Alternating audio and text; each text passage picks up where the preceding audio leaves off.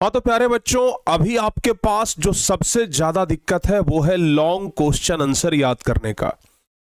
लगभग 99% बच्चे ऐसे हैं जिनका एक ही प्रॉब्लम है कि सर ऑब्जेक्टिव तो तैयारी पूरा हो गया, लघु उत्तरीय भी सर मिला जुला करके हो जाएगा, लेकिन सर जी दीर्घ उत्तरीय प्रश्न याद ही नहीं हो रहा है। सबसे ज्यादा दिक्कत दीर्घ उत्तरीय प्रश्न में हो रहा है। सर कुछ ऐसा उपाय बताइए जिससे कि दीर्घ उत्तरीय प्रश्न आसानी के साथ याद हो जाए। अच्छा, सिर्फ यही प्रॉब्लम नहीं है, इसके अलावा आपके पास और क्या प्रॉब्लम है? आपके पास प्रॉब्लम है कि सर जो पढ़ लेते हैं, जो क्वेश्चन याद भी कर लेते हैं, वो भी याद नहीं रहता है।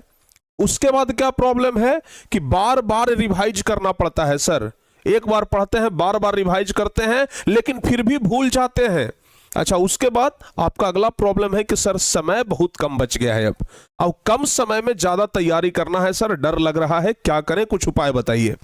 तो बाबू कुल मिलाकर के आपके पास अभी समस्याओं का भंडार है जो कुल मिलाकर के लॉन्ग आंसर क्वेश्चन पे आकर के रुका हुआ है। यानी कि सब कुछ तो हो गया, ऑब्जेक्टिव का आप पूरा कर लिए, लघु उत्तरीय हो गया है, या फिर अगर लघु उत्तरीय नहीं हुआ है तो वहां पे अटक रहे हैं, दीर्घ उत्तरीय में तो पूरी तरीके से अटके हुए हैं, फंस गए हैं। क्या करें, इसका कारण क्या है, उपाय बताइए सर जी। बहुत सारे बच्चे ये हमसे पूछते हैं। देखिए बाबू, जब हम 10वीं क्लास का एग्जाम दे रहे थे, अपने ऊपर आपको बताते हैं, जब अपना एकदम रियल एग्जाम्पल आपको देते हैं, जब हम 10वीं क्लास का एग्जाम दे रहे थे तो सेम टू सेम प्रॉब्लम हमारे साथ भी होता था। लेकिन उस समय हमारे साथ ये दिक्कत था कि जैसे हम आपके बड़े भाई होकर के अभी हम आपको समझा रहे हैं, हमें उस समय समझाने वाला कोई नहीं था।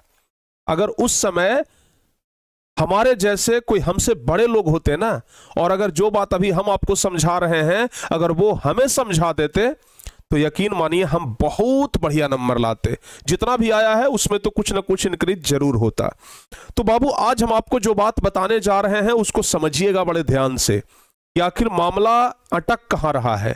आखिर आपको सब कुछ याद हो रहा है, लॉन्ग क्वेश्चन में आप क्यों फंस रहे हैं, या फिर किसी एक सब्जेक्ट के लॉन्ग क्वेश्चन में क्यों फंस रहे हैं।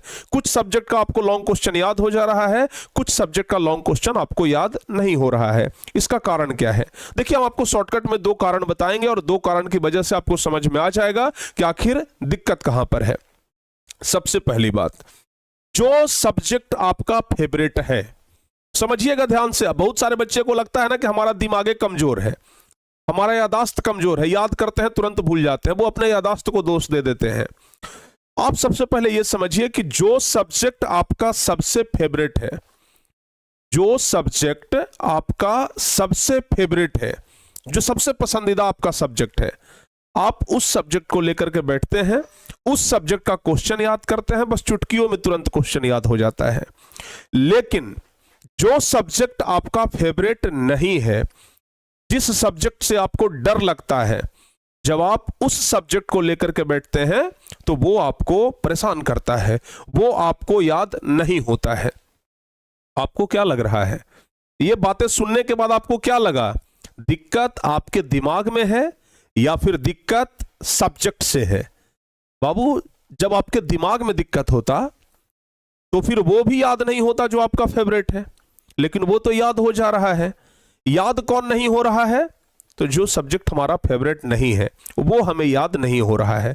यानी कि दिक्कत दिमाग में नहीं, दिक्कत सब्जेक्ट में है कि आपने एक को फेवरेट बना लिया, दूसरे को फेवरेट नहीं बनाया, दूसरे से कहीं ना कहीं नफरत करते हैं, एक को पसंद कर रहे हैं, एक को नफरत कर रहे हैं। तो जिससे आप नफरत करेंगे वो तो आपसे नारुष्ट हो ही जाएगा ना, वो तो आपसे रूठ जाएगा ना।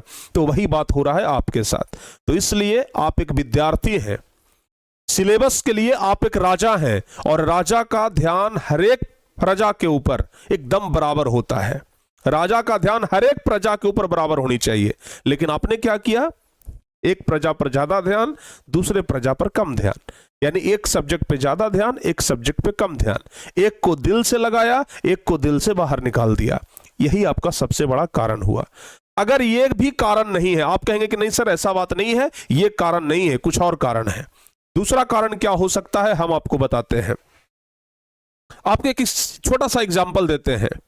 आप बाजार में जाते हैं कपड़ा खरीदने के लिए, कभी मॉल में गए हैं कपड़ा खरीदने के लिए, या फिर दुकान में आप लोग कपड़ा खरीदने के लिए जाते होंगे। जैसे ही मॉल में घुसते हैं इतने सारा कपड़ा देख करके आपका दिमाग कंफ्यूज हो जाता है, भाई ये भी पसंद आ रहा है, ये भी पसंद आ रहा है, ये भी पसंद आ रहा है, कौन सा खरीदें। आपके साथ जो जाता है उससे पूछते हैं, ए भाई बताओ ना तुमको कौन पसंद आ रहा है, जो तू कह देगा वही खरीद लेंगे, अच्छा कौन लग रहा है। यानी कि जैसे ही आपके पास मल्टीपल चीज आता है, एक से अधिक चीज जैसे ही आपके पास आता है, आप चॉइस नहीं कर पाते हैं, आप चुन नहीं पाते हैं कि कौन चुने और किसको निग्लेक्ट करें। यानी कि कौन हमारे लिए है और कौन हमारे लिए नहीं है, ये आपको चुनने में असमर्थता होती है।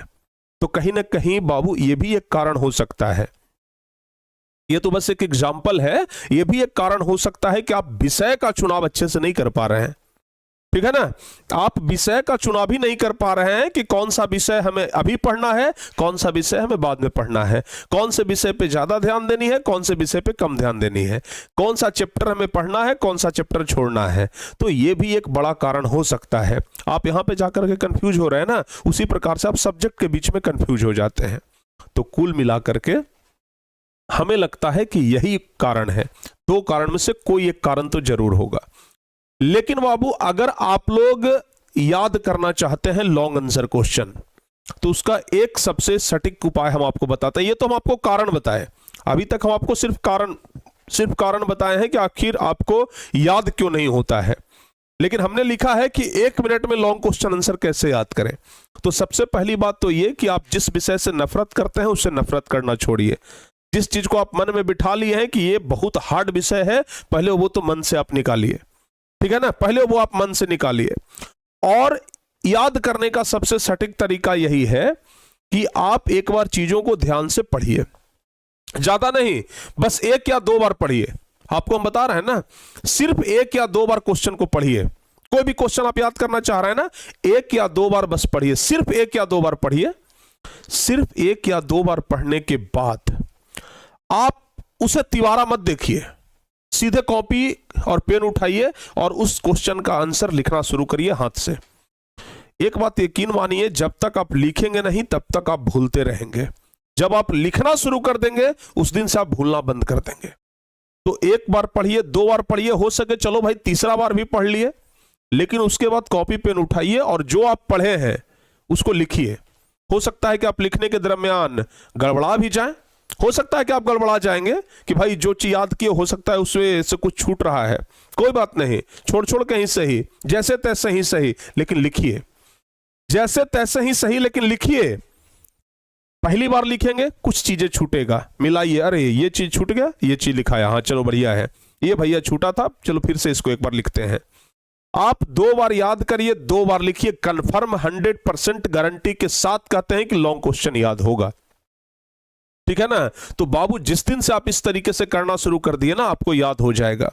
लॉन्ग क्वेश्चन याद करने का एक ही तरीका है, रीडिंग एंड राइटिंग। सिर्फ आप रीडिंग सोचेंगे कदापि नहीं होगा, हम आपको 100% कह रहे हैं। लॉन्ग आंसर क्वेश्चन कहता है कि हमें रीडिंग भी करो और उसके बाद राइटिंग भी करो। तो रीडिंग, राइटिंग और फिर उसके बाद 1 सप्ताह के बाद रिवाइज करिए उसको। तो रीडिंग, राइटिंग और रिवाइजिंग, जिस दिन ये 3 चीज कर लिए,